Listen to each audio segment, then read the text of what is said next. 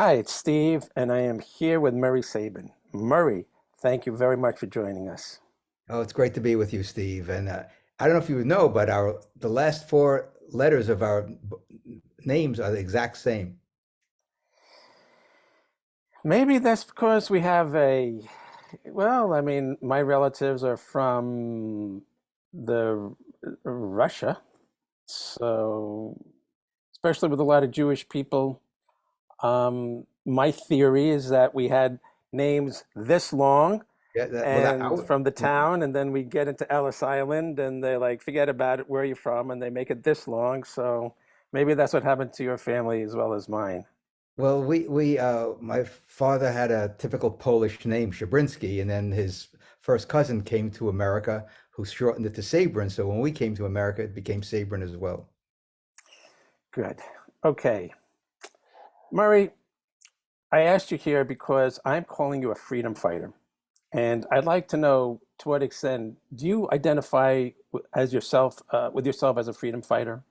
Oh, absolutely. I mean, when I became of age, so to speak, during the 60s, we had the Vietnam War, we had the Great Society programs. And initially, the Great Society programs made sense to me as a young high school student and graduate student, that college student, that this was a good thing for the American people who needed a hand up. And so, as many Jews in New York City, I was a Democrat. My father was a Democrat, and so I continued in that tradition and I voted for Hubert Humphrey in 1968 as my first and last time I voted for a Democrat. Then I started thinking about what was going on in the country and around the world, given all this intervention that we had in the economy. And I did a lot of reading in the late 60s, early 70s, and I concluded that we needed to restore the republic, restore the Constitution, the basic principles, which I took an oath for too in 1959 when I became a U.S. citizen. In fact, in June of 1959. So I'm coming up to my 64th anniversary of becoming a U.S. citizen. And I take that oath very seriously about as a 12-year-old, what did I swear to when I became a U.S. citizen? And that is to support and defend the Bill of Rights and the whole Constitution. And so as I got older, went to graduate school in 1972, and this was the era of Nixon, the last vestige of the international gold standard, and inflation rearing its ugly head, and the Vietnam still raging. I said, "There's something wrong happening in America. What is it?" And I came to the realization that we need to really downsize the federal government. And I will try to do whatever I can as a private citizen in doing so by writing letters to the editor, writing op-eds, and eventually becoming a political candidate in New Jersey for the United States Senate and governor.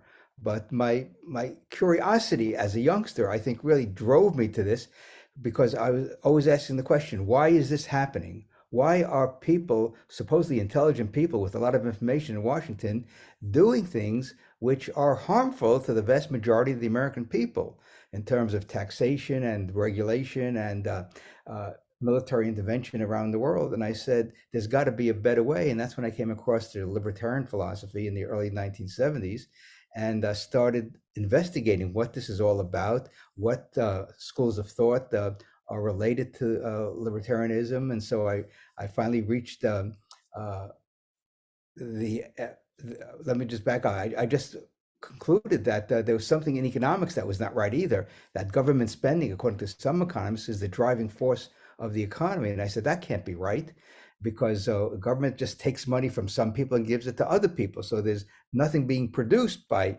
government. So then I realized that it's the free market, the free enterprise system, that is the engine of prosperity. And then I came across the Austrian School of Economics and I said, aha, this is the school of thought that says economics is based upon choices. We make choices based upon our preferences, and then we act upon them. And that's what an economy and a society is all about. What are people's preferences? What do they value the most?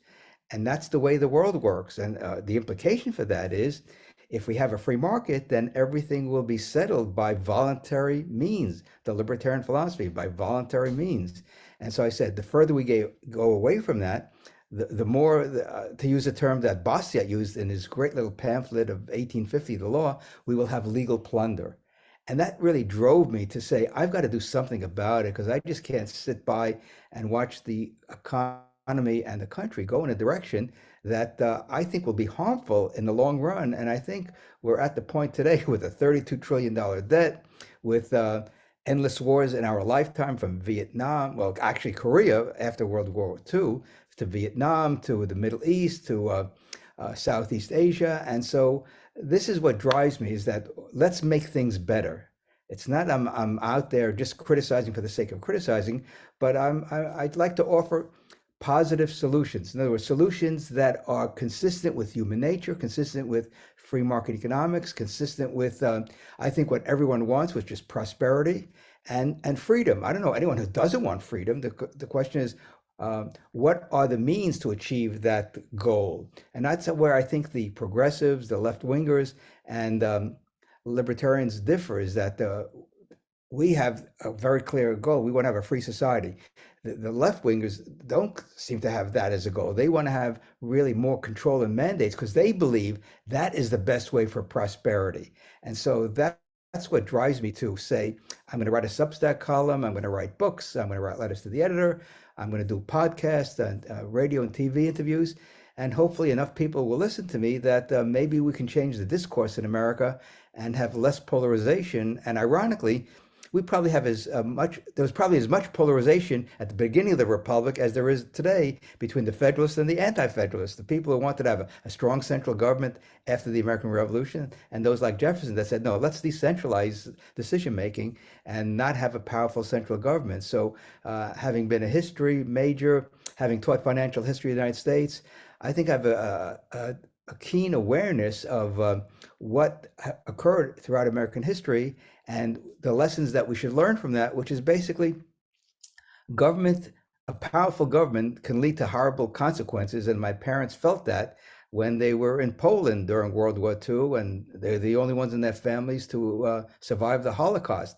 So even though that was not a primary driving force about my belief, the more I thought about it as a young man, I said, when government gets too big, very bad things can happen. And we saw this in our lifetime in Pol Pot in Cambodia, in the disasters in Africa and other places. And I said that whatever I can do to bring some sort of order in terms of free markets and peaceful relations around the world, I will try to do my best to accomplish that.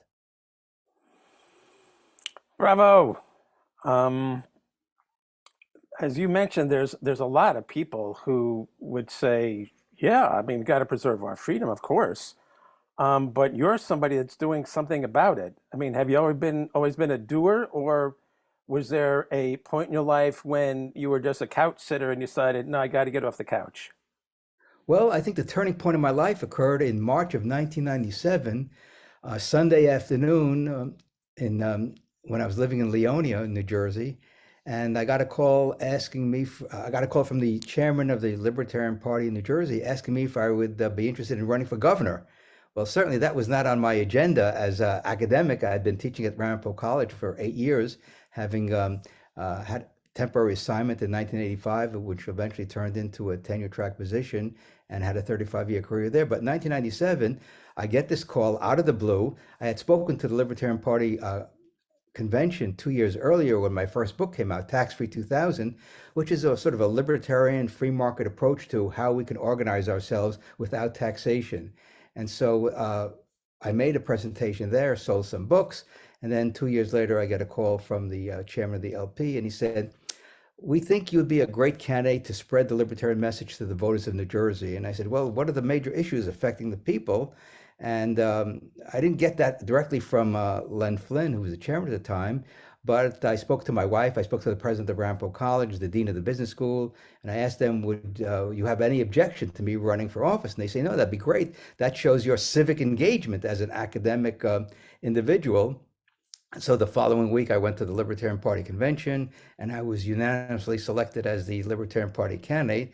And I said, well, what are our goals now? Well, as you know, as a third party candidate, it's very difficult to get attention. So how do you get attention as a third party in New Jersey?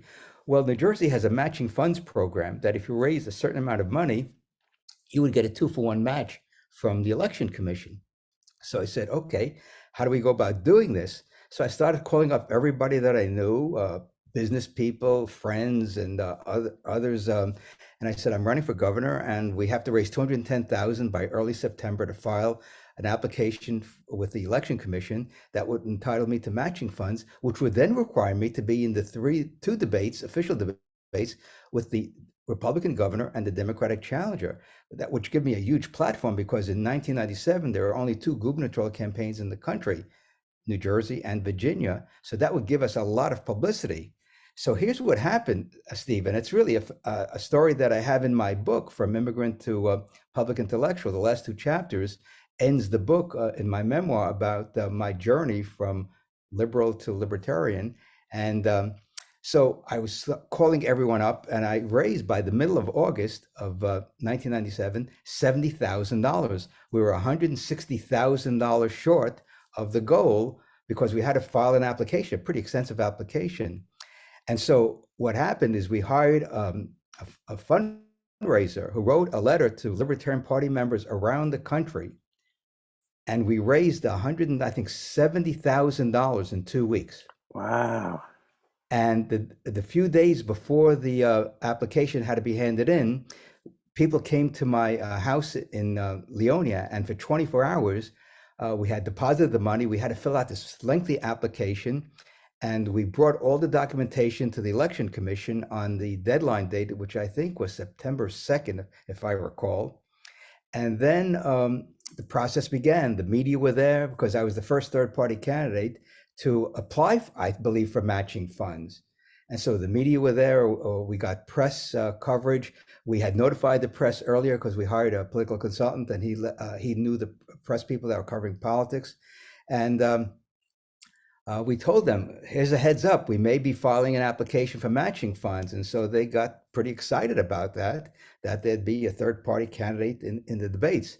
So we filed the application September 2nd, and I think a few days later, they said, you haven't met the qualifications, even though you raised the money, you didn't follow the letter of the law. So so the election commission said, even though you didn't follow it, we're going to hand it to an administrative law judge to hold a hearing to see if you did, in fact, qualify for the matching funds. So we had 2 days of hearing down in Trenton. We went down there, we had testimony, and the judge sent her ruling to the election commission saying, I'm a newcomer to politics. Even though I didn't follow the letter of the law, I certainly followed the spirit of the law. And on September 19th, history was made in the state of New Jersey when the election commission approved our application for matching funds. And then I had to go crisscrossing the state, giving the libertarian solutions to the issues facing the people of New Jersey: property taxes, automobile insurance, which was, as you know, dreadful back then. It was high because there were very few companies in the marketplace. It was heavily regulated. And there, of course, education issues. Medical marijuana was an issue. I was for it, which of course today is sort of a mainstream concept, medical marijuana, when at that time the two major candidates were opposed to it. Also, partial birth abortion was an issue, and the reason that it was on the issue is that the pro-life community in New Jersey was adamantly opposed to what clearly to me was infanticide. 2 years earlier, one of my students, a non-traditional student, showed me a picture of partial birth abortion, a sketch of what it looked like. And I said, how could this be legal? You're actually killing a baby, even though baby is partially in the womb and partially outside the womb.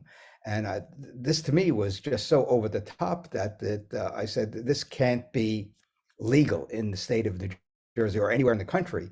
And so then I called up Congressman Ron Paul, who's a pro-life Republican libertarian, obstetrician, delivered thousands of babies in his career. And I said, Ron, I need some help on this issue, because I know a lot of libertarians are pro-choice and he's pro-life. So I said, how do you reconcile that? He said, let me send you my book that I wrote, Challenge to Liberty, which is a libertarian defense of the pro-life position.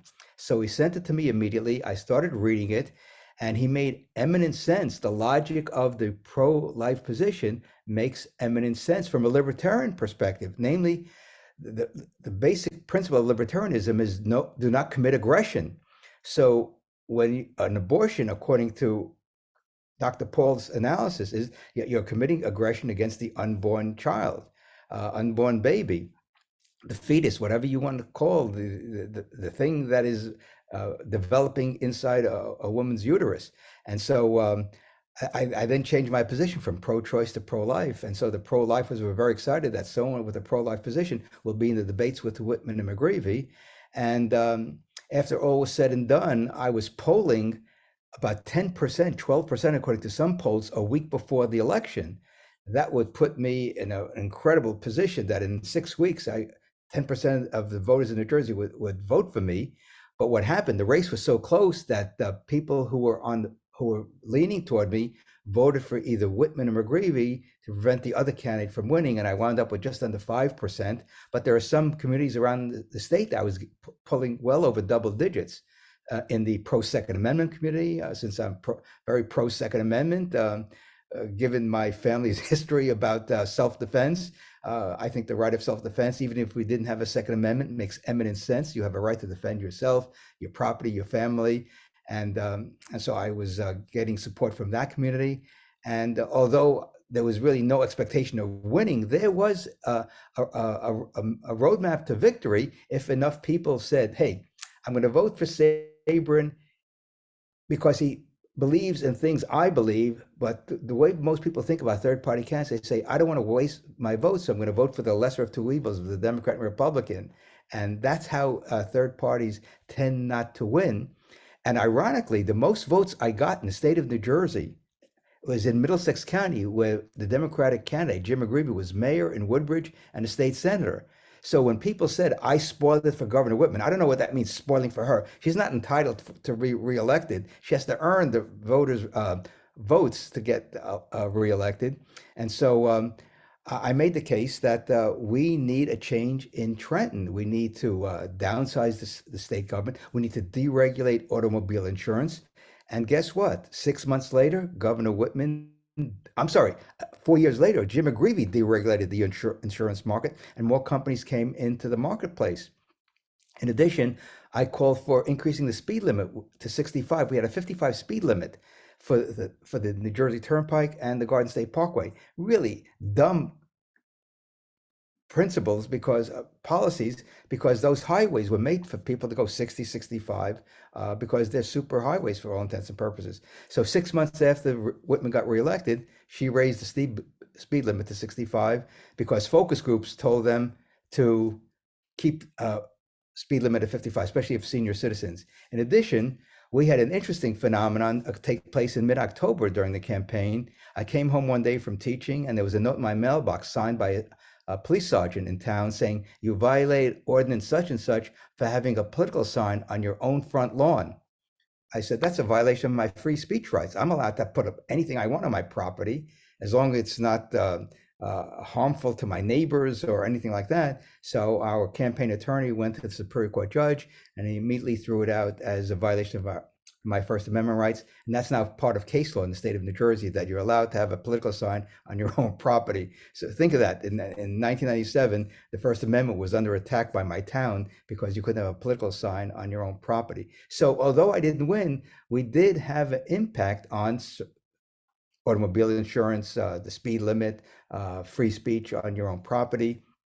There were more things I would like to have done. I would love to have gotten rid of the income tax and keep the expenditures at the local level, and increase the homeschooling and increase private schooling, because I think government is too heavily involved in education.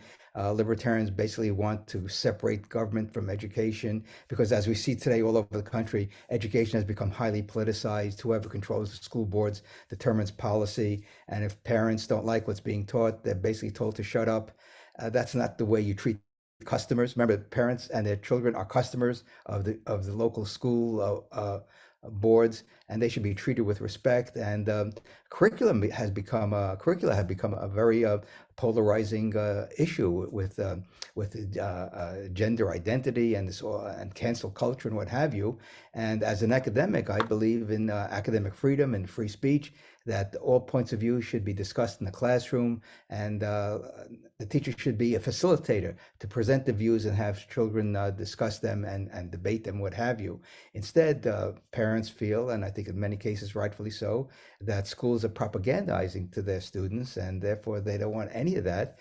And that's why it's important, I think, that we have more decentralization in education and a whole host of sectors, especially medical care, which I've written two books about. So I believe in providing solutions to issues that are affecting the country, whether it's education, whether it's healthcare, which is the biggest issue. Steve, it's a $4 trillion bill that the American people have to pay through taxes, through insurance, what have you, out of pocket. And we can reduce that by the solutions I offer in the two books that I've written on healthcare. I think it's just outrageous that we're spending so much on healthcare when there are free market solutions that would drive the cost of healthcare down by, I think, 50%. That would free up $2 trillion for the American people to use for other purposes. And I think we would have healthier people. We need to have doctors more involved in preventing illness rather than just treating illnesses. And that's where I think another aspect that I'm interested in is I'm really devoted to the notion of looking at medical care, health issues from a holistic perspective, and not relying strictly on traditional medicine, because I've had some health issues in the past, and I've worked with a naturopath in New Jersey who's been great. He lectures in medical schools and he provides sound advice, and he works with conventional doctors to help their patients get better. And that's what it really comes down to, is what's the best way to achieve a goal, whether it's health, retirement security, educational services, all these services that we want. What's the best way to achieve that? And the conclusion from a macro perspective is let's have free markets in every sector of the economy, and that would drive down costs. Because the thing that most economists don't realize, and most of the public doesn't realize, that in a free market economy, prices slowly come down as productivity increases. And I realized that as a youngster, Steve. I don't know if you were old enough to remember, in the 1950s, color TV came out, and it was incredibly expensive. And as my young mind was thinking about this, I said, why would anyone buy a new product at $1,000, $1,200, which was a ton of money in the mid 1950s? I mean, that was really a ton of money. And I said, why don't people wait till production increases and prices will come down? And that's exactly what's happened in television and computers and a whole host of products. And that's the other thing that I'm trying to convey to the public through my writings, is that prices come down if we had free markets in every sector of the economy. And I wish the people who are making policy in Washington and in the Federal Reserve understood that principle, because then we wouldn't have all these policies that are counterproductive. I get it, and it's well said. Let me get back to that fateful phone call you got in 1997 to recruit you to run for governor. That was a phone call. Can you also call it a calling? Some people would refer to that as a higher calling. Can you relate to that idea? Well, I believe in fate, because I look over my life and I said, if this didn't happen, then that wouldn't have happened. If I didn't get that call in 1997, I would be a quote, a nobody. I just would have been a wonderful academic, 35 years writing some books, but nobody would know about me in terms from the political, because you get a lot of publicity when you become the first third party candidate to get matching funds. And so that was a calling in the sense that I was able to express these ideas to a wider audience through the newspapers, through radio, TV interviews. And once you come across providing solutions, instead of just criticizing the status quo, it's easy to criticize the status quo from both perspectives, left and right. And I don't consider myself right. I consider myself right in the middle in terms of common sense. Libertarianism is really civil liberties, it's free enterprise, and a non-interventionist foreign policy. When you put that together, it's neither right nor left. It's really its own perspective, because there are conservatives that are gung ho on the military, as you know, that are conservatives that believe in the welfare state. They keep on saying we have to have a social safety net, and I say no. We already have in place the way to deal with these issues is called the nonprofit sector, which works beautifully because it's based upon voluntarism. So it incorporates a philosophy, and it also does something very important. It's practical, it's common sense, it's localized where the problems are, whether it's housing, drug addiction, unwed mothers. These are organizations that do tremendous work all across the country, volunteers in medicine. And so we have the infrastructure already in place to really replace the welfare state, which Peter Drucker called for in 1991 in the Wall Street Journal article, which I quote constantly, as a way to deal with social services that is effective, efficient, will solve problems. We know the old adage, teach a person give a person a fish, you feed him for a day, teach a person a fish, you feed him for a lifetime. And that's what the social service agency should be doing. That's a very traditional adage. Actually, that's an adage that comes from traditional religions, both Western and Eastern. Do you consider yourself to be a religious person? Well, I grew up going to Hebrew school, like many young Jewish boys in New York City. But after I got bar mitzvah in 1959, which of course was the year I also became a U.S. citizen, I didn't go to Hebrew school anymore, and I really didn't attend affiliated with the synagogue. And then years later, my father told me he was an atheist, which is kind of interesting because he would go to services on the high holy days in September, October over the years. And I thought he was just a religious Jew who didn't spend much time in synagogue because he was working 6, 7 days a week to feed his family and put a roof over our head. And then years later, this is many years later, I think uh, maybe 10 years before he passed away, when he was in his 70s, he told me he was an atheist. And I just try to reconcile in my own mind how he came to that belief. And as you know, a lot of Jews after World War II became atheists, so they became very religious.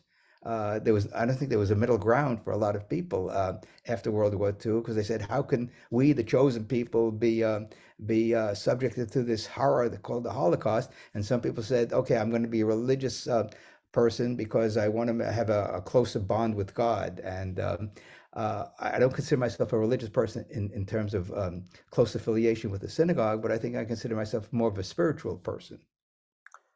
Would you say that you're doing God's work, or God is helping you do your work, or do you have a relationship with God? I think so. I try to lead a moral life. My given name, by the way, is Moses, in case anyone is wondering. That's the name on my birth certificate from West Germany.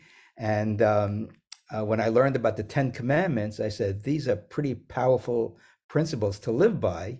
And I think I've done a good job in living by those principles. And there are other principles that I like to feel that I've embraced. One thing my father told me I don't know if it was before I ran for governor or after, he said, there's a right way and a wrong way to do things. Always choose the right way. And so I think that carried with me for a long time. And then Warren Buffett said something that is, I think, a great insight about human nature. He said, don't do anything you wouldn't want to see on the front page of your newspaper. Because you got to have a conscience in life. If you don't have a conscience, you get Hitler, you get Stalin, you get Mao, you get Pol Pot. I mean, how do people live themselves when they order the deaths of millions of people? I have a hard time understanding how people can do that. It really makes me scratch my head, and I say, how can people, human beings, do this to other human beings? What could drive somebody to be so evil?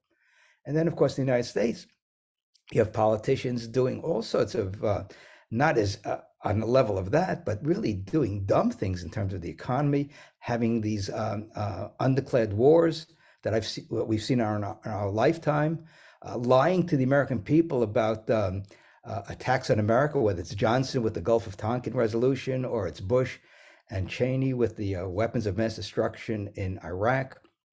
We have been subjected to lies and lies and lies and propaganda. And this is the thing that really bothers me not only as a human being, but as an American citizen, is that if we cannot have honesty in government, then we are doomed. We are really doomed, because Is that then one of the things that's driving you? Is the immorality and corruption of our leadership? Is that one of the things that leads you to enter the ring day after day? Yeah, I think so. I think because we know that you have bad outcomes when people are not honest. I mean, when people lie to you, um, how can you trust them? How can you trust them? When people tell you one, and people lied to me when I ran for office. My opponents, they lied to me to my face.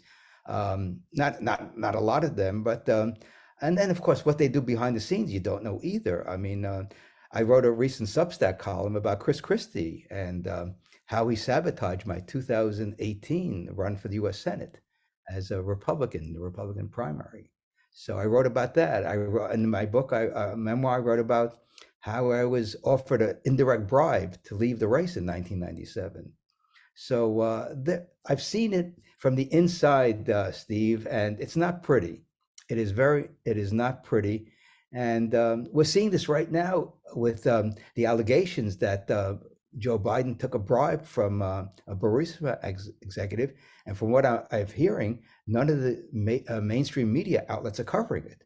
No one is reporting this. And Senator Grassley mentioned this on the floor of the Senate the other day, and there's a total blackout of that. So I grew up in an era, and you probably remember too, when news was unbiased in the sense they just reported who, what, when, and where. Now you don't get that anymore. The news media have sort of become the arm of the federal government, and that's very, very disturbing to say the least. Here's my last question. Let's suppose that we have an auditorium of 200 students listening to you, and you're really striking some chords here, and people are relating to what you're saying, and you're stressing that people need to get involved, that you got involved, you got that phone call. Um, what would you say to a student who stands up and says, I'm afraid of getting that phone call because the world is ugly enough. I don't Yeah. want to take another step and see how more ugly it is. But I know I need to do it, but I'm afraid. How would you empower that person? What would you say? Well, it depends on what your goals are in life. My goal in 1971 was to go to graduate school full time, get a PhD, and become a college professor. And I didn't get my PhD till 1981. I didn't get my college teaching job till 1985. And it happened by accident, and a temporary assignment turned into a 35-year career. And then I got that phone call, as we discussed. And so most people don't want to get involved in politics. I can tell you, campaigning statewide in a small state like New Jersey is incredibly uh, hard work. Sometimes stressful, sometimes a lot of fun, but it's a lot of hard work, a lot of time you have to give up from your family, from other pursuits. Most people will never do anything like that. Most people won't even run for town council or the local board of education. Running statewide, and I've done it several times, is an incredible ordeal. And that's in a small state like New Jersey, which is one of the smallest states geographically in the union. So you can imagine what it's like in Texas, California, New York State, Florida. So I would say to someone, and this is sort of a cliche now. I think you hear people say this at college commencement exercises: follow your passion. My passion was to be an educator, and that's what I wanted. And so through and I discussed how that came to be in my memoir. It didn't happen, but in a planned way. It happened by accident because I was at the right place at the right time when someone resigned the week before the semester, and I was asked to fill that position in 1985, and it turned into a great career, which I wouldn't have give up for anything. But you've got to know what you want to do in life. You have to know what your goals are, what your priorities are, what your passion is, and just follow it. And I've stumbled. It's in the book. I got laid off 3 times in 4 years, and I could have gone into a very deep depression by that because when you get a pink slip, it's not a pretty picture to say the least. And so I had to pick myself up. And fortunately, my wife was very supportive, and we got through a very difficult time financially and for me psychologically. Is how do I pick myself up? And again, strictly by luck. So was it fate that I was at the right place at the right time to get that job at Ramapo College?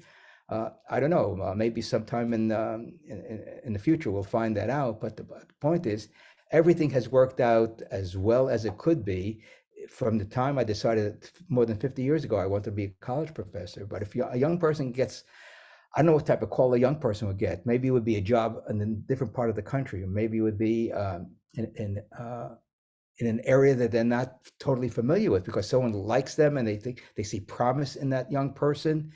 So you've got to be resilient, and you have to keep your options open. That's one of the themes of my book, is the resiliency I had as a youngster and had as a young adult with the layoffs in the late 70s and early 80s. And so you've got to keep your chin up, and you've got to have that positive mental attitude. And if you don't, that's where I think a lot of people succumb to the drugs, to the alcohol, to the all sorts of other counterproductive behaviors that they engage in. And so, fortunately, that didn't happen to me, and it could have easily have happened to me as a youngster growing up and as an adult. But you really have to do what I would consider a personal audit. What do you want out of life?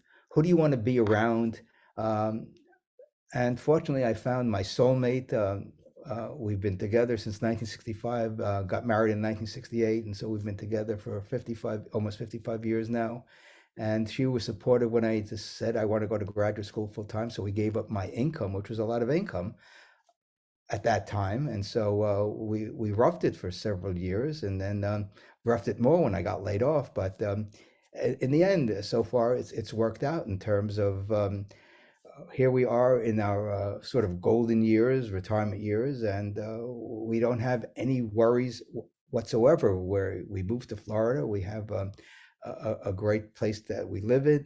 We have the highest net worth we've ever had, and we can do anything that we want. And now it's the time to enjoy life, and I can do what I want to do, which is as I created an acronym when I retired 3 years ago, TIN STAR. There's no such thing as retirement. You've got to be To active. that. You've got to be active, Steve. That's one thing I find, that we know all the research shows that people who retire who are not active, they don't have much longevity because their mind is not as sharp. Physically, they're not in the best of shape, and so you've got to be active, both mentally and physically. And I think that's the formula for, I think, having a very fulfilled life, is that you've got to be active in your own personal life and in your community in some shape, way, or form.